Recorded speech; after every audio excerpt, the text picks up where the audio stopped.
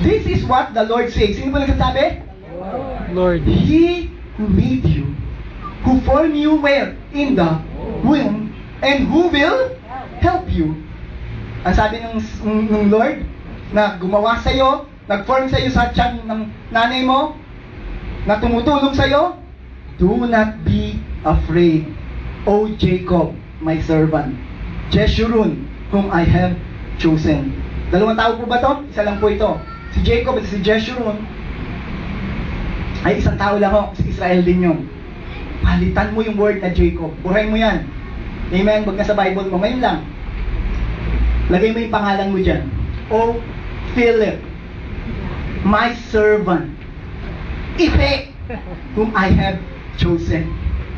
Palitan mo. Dalawang beses binanggit yung pangalan. Ibig sabihin, kilala kita. Ako nga ang gumawa sa'yo. Ako nga nag-form sa tiyan ng nanay mo. At ako ang tutulong sa'yo. Huwag kang matakot. Yung sinabi ni Moses, sinabi rin po sa Isaiah. Isa pa ho, Revelations 1:17. Ito, napakaganda. Hindi lang siya creator mo. Ito pa maganda. Sabi ni John the Beloved. Diba? John the Apocalypse. No? The Revelator. Verse 17 ng Revelation chapter 1 from the NIV. When I saw him pointing on the Lord Jesus Christ, I fell at his feet as though, what? Dead. Then he placed his right hand on me and said, in the NIV, this is the last verse na sinabi yung do not be afraid. Only 2 verses. There are 50 more na sinabi to. Tingnan natin. Sabi ni Lord Jesus, sino po nagsasalita? Si Lord Jesus, do not be afraid. Why? I am the first and the last. When you say the first and the last, the beginning and the end. I am the simula, akong panimula, at akong katapusan. Alam ko lahat yan. Alam ko nangyayari. Ako nga ang, balikan natin sa Isaiah, ako nga ang gumawa sa iyo. Ba't hindi ko alam? Pareho po itong word na ito. Ito po yung sinabi sa mga tao sa Israel. Yung po nga nagpalaya sa kanila, dun sa lugar ng Egypt. Take note, tingnan nyo po, kung balikan natin yung pinag-aralan natin last time, napakadali po ba yung pinakita sa kanila ng Diyos sa mga milagro? Napakakonti. Napakarami po, 10 plagues nga yun. 2 plagues na to, nilalangaw yung kapitbahay nila.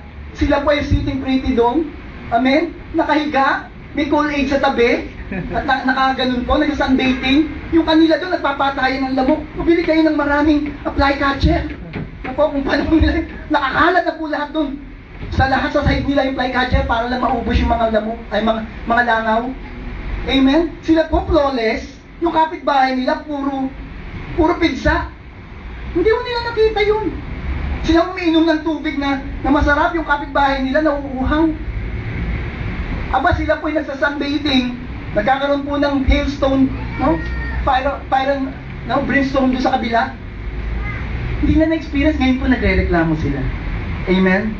Experience na, nakaka-relate po tayo, pero hindi tayo here na nagko-condemn. Kailangan lang tayong matuto. Tinuturuan po tayo ng Panginoon. Kung ganoon, ngayon meron kong pinagdadaanan ng mga difficulties, ang sabi sa inyo, Lord, huwag kang matakot. Tinulungan kita sa nakaraan. Kaya kitang tulungan mo. At darating pa yan, kaya-kaya ko yan. Kaya huwag kang matatakot. Amen? Sino natakot dito nung nalaman niya, may 21 pala, babalik si Lord. Meron pa akong isa yan. December 12, 2012. 12. Yun naman po, next year yun, abangan nyo rin. Pero tayo naman po, tinanggap mong Panginoon, kung ship ka ni Lord, kung saan nasi-shiphold ka ni Lord, hindi ka matatakot doon. Kasi kasama ka. Amen, hindi ka maiiwan. Kasama ka. Sabi mo sa katabi mo, kasama ka. Parang kasama ka ba? Huwag naman nung gano'n. Kung tinanggap niya ang Panginoon, kasama siya. Palakpakan natin ng Panginoon. At tuloy po natin ang kwento. Nakaka-relate po ba tayo sa mga Israel? Yes. Pero mas maganda po, church, mas makita mo yung great God na tumutulong sa kanila. Tingnan po natin. In spite of everything, verse 15, then the Lord said to Moses, bakit pa ganyan yung mga taong yan? Hindi ko tutulungan yan. Yung po ba sabi ng Lord? Hindi. Sabi niya lang, why are you crying out to me? Tell the Israelite to Move on. To what? Move on. Ba't iyakin ang iyak dyan? Pumilos kayo. A step of faith. In other words, the Lord told Moses to stop praying now. Move! Kumilos kayo, lumakad na kayo. Andiyan yung provision, pinalabas ko nga kayo sa Egypt eh. Andiyan kayo ngayon, magpapatuloy kayo, kasama niyo ko. Move on. Amen? Meron po tayo minsan, meron sa yugto ng buhay natin, tayo makamove on. Pero niligtas ka ng Lord doon, binabalik-balikan mo pa rin yun. Yun po yung ginagawa nila eh. Nasabi po ng Diyos dito, nakaraan na yun. Nag-pray na kayo sa akin noon. Ngayon pinagawa ko sa inyo, kumilos kayo. You need to step in faith. At marami po itong step of faith na to sa buhay natin na nangyayari. Personally sa akin po, marami kong step of faith na inapakan. Nung umapak ako, nakita ko, kumilos ko ang Panginoon. Amen? Gusto lang ni Lord, nakaharap mo yung pinalalakaran ko sa'yo. Yung gusto kong mangyari sa buhay mo, nakaharap mo yun. Alam mo yung kapatid. Sila alam nila ang destinasyon nila eh. Yung lupang pangako eh. Amen? Focus ka sa lupang pangako. Lumakad ka. Huwag mo isipin na merong marami sa paligid mo na mukhang no way out. Sabi ng Lord, ililigtas kita, huwag kang matakot. Amen? Are you learning, church? Amen. Sabi rito, verse 16, kaya sinabi niya kay Moses, raise your staff and stretch out your hand over the sea. To what?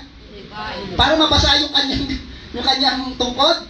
To divide the water. Why? So that the Israelites can go through the sea on dry ground. Amen? Si Moses po bang ginamit doon? Hindi nga alam ni Moses ang gagawin. Gumawa rin po si Moses. Lord, ako nang nasisisi. Ako lagi ang nasisisi, Panginoon. Ano ba itong mga to? Sabi niya ganon. Pero sabi niya, Lord, huwag ganon. Sabi ko sa iyo, di ba, tinawag kita, gagamitin kita? Makakatawid kayo. Ano yung hawak mo? Raise it up.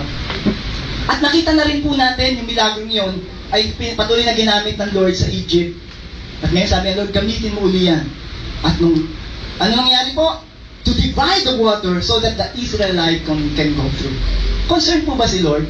Amen. Yung reklamo ho nila, sabi ng Lord, ito talaga mareklamo itong mga anak ko pero hindi ko maiwanan ito eh.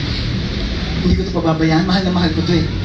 Hayaan ko ng makatawid ito. Yung po ang Diyos natin. Amen. Concern na concern siya sa atin. Minsan marami tayong mga sinasabi, ang Lord, pinalalagpas niya lang sa tenga niya. Kaya makikita mo ang kapangyarihan. Amen. At malimit po tayo mapahiya. Amen. Are you with me, church? Hindi tayo pinapahiya ng Lord, kaya lang tayo nagpapahiya sa sarili natin. Minsan, wala na mangyayari. Wala na akong pag-asa. At nakita mo, pag-isip mo kinabukasan, andun yung pag-asa. At nakita natin, andun yung sagot. Kaya, church, are you with me, church? Pag may problema ka, huwag ka nang magsisi. Huwag ka nang manisi at huwag ka nang magsalita ng negative. Amen? Isa lang sabihin mo, sabi ni Lord, huwag akong matakot, hindi akong matatakot. Ang sabihin sa'yo ni Lord, huwag ka nang magangawa dyan. Amen? Move on na. Amen? May nakamove on na po ba dito, mga kapatid? Amen. At kung hindi pa, sabi sa'yo ni Lord, move on. And what happened?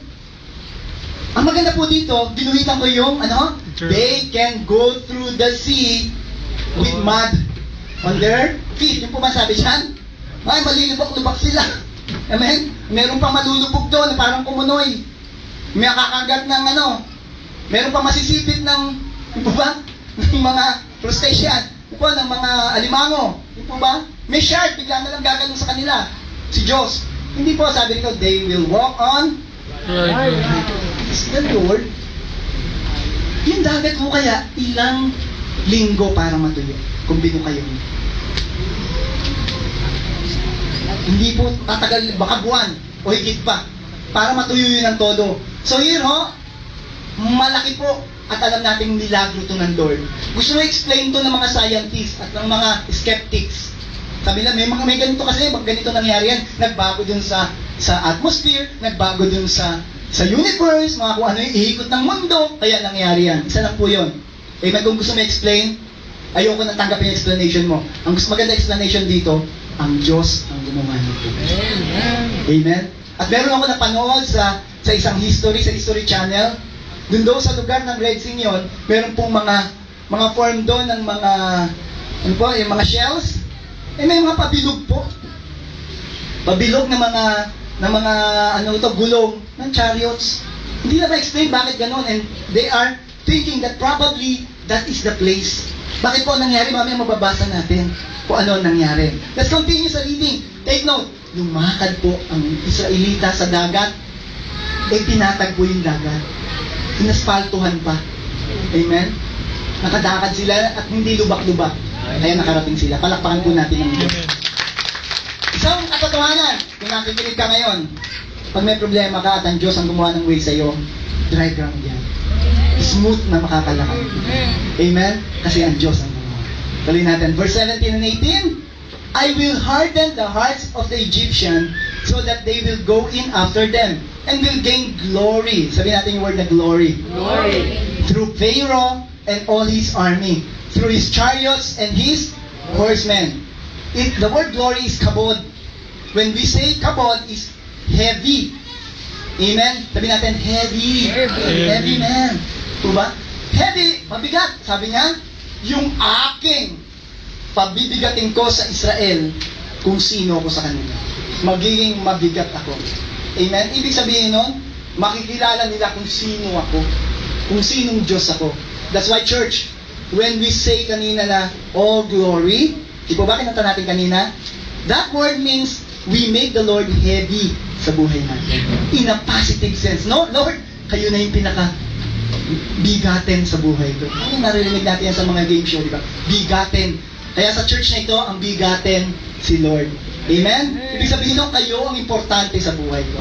At makikita ng Israel, ng Egyptian, kung gaano ako ka-heavy sa buhay nila. Amen? And all his army, through his chariots and his horsemen, not just a Pharaoh, lahat ng kasama niya. Verse 18, the Egyptians will know, sabihin natin word na know, Will know. that I am the Lord. Lord. L-O-R-D, Yahweh. I am the self-existing one. Lagi natin pinag-aaralan yan. Amen? Ako, I don't need them. They need me. When I gain glory through Pharaoh, his chariots, and his horsemen. Praise God. Yung purpose niya, kaya gusto kong pakita rito sa Egyptian na ito, kung ano ang kaya kong magawa. Don't you think hindi rito nakita mo ng bayan ng Israel? Mas sila pong nakakita, bakit? Sila pong nabenepisyo eh. Nakuha niyo po? Yung Pharaoh, wala namang nabebenepisyo. Distractions na ako sa kanila. Ang benepisyo nito ay yung sa mga tumanggap. Tulad mo kapatid, ang benepisyo na nakikita mo sa paligid mo, dahil ikaw ang tumanggap at ikaw ang patuloy na tatanggap ng biyaya ng Panginoon. Yung milagro ginagawa ng Panginoon, para sa iyo. Sabi mo sa akin. Sa akin yun. Amen. At marami pong makita kayo na glory ng Panginoon. At makikita rin po yan ang paligid ninyo kung gaano kabigat ang Diyos. Unang-una sa buhay ninyo.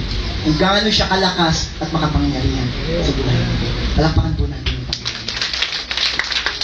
18 pa lang tayo. Punta tayo sa 19. Then, the angel of God who had been traveling in front of Israel's Army. Aba! Meron pong angel na bantay. Withdrew and went behind them. Ang tanggal ng protection. Nasa harap, nasa ng threat. Aba, andun naman sa likod. The pillar of clouds also moved from in front and stood behind them. What a provision! There's a pillar of clouds na guide nila. Coming between, the armies of Egypt and Israel. Israel. Ano ang pumagitna? Yung kapangyarihan ng Diyos. Yung provision ng Diyos. Hindi niya na, sige mag-away kayo, Israel. Kayo niyan! Lusubin ninyo! Hindi po. Ang Diyos po ang gumawa. Ang Diyos po ang nagbigay sa kanila ng victory. Anong tinayo nila? Tumayo lang po sila. Throughout the night, the clouds brought darkness to the one side, and light to the... Oh, kanino kaya yung light? Ano po yung ulap? Aba sa kabila, yung ulap, mukhang umuulan. Sa kabila naman, wow, sunny day. Ito, wow, ang ganda ng liwanag ng buwan. Sa kabila ko binabagyo. Amen? Kapatid, huwag mo naman pagpala yung kapitbahay mo, Panginoon, bagyuhin mo siya. Dahil kaaway ko siya. Hindi po yung pinag-uusapan natin dito.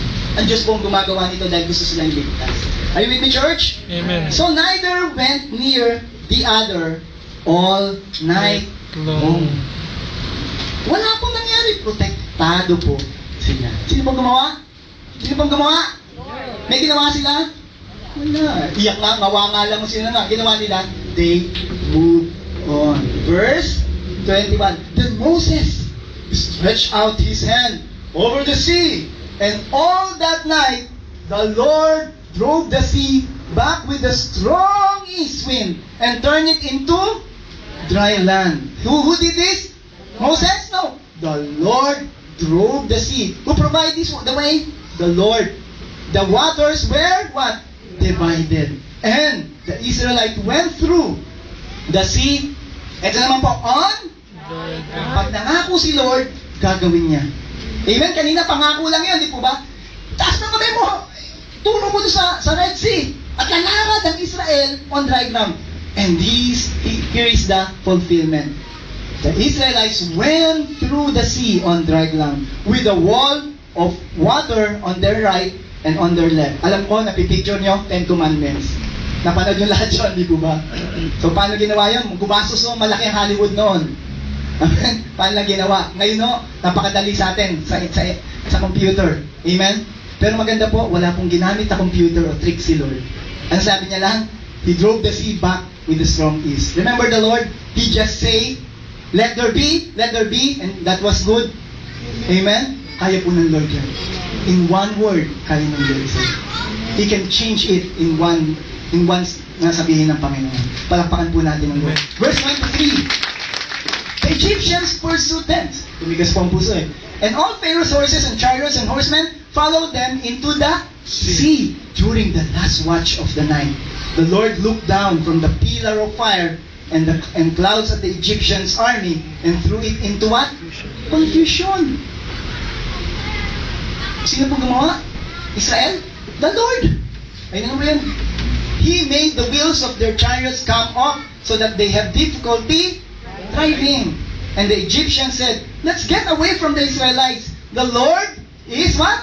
Fighting for them against Egypt. Nasabi na ko nila dati ito eh. Palisin natin yan. Si Lord ang kasama niyan. Tayo. Po ba? Nakita niyo po, ayaw nila tumigil.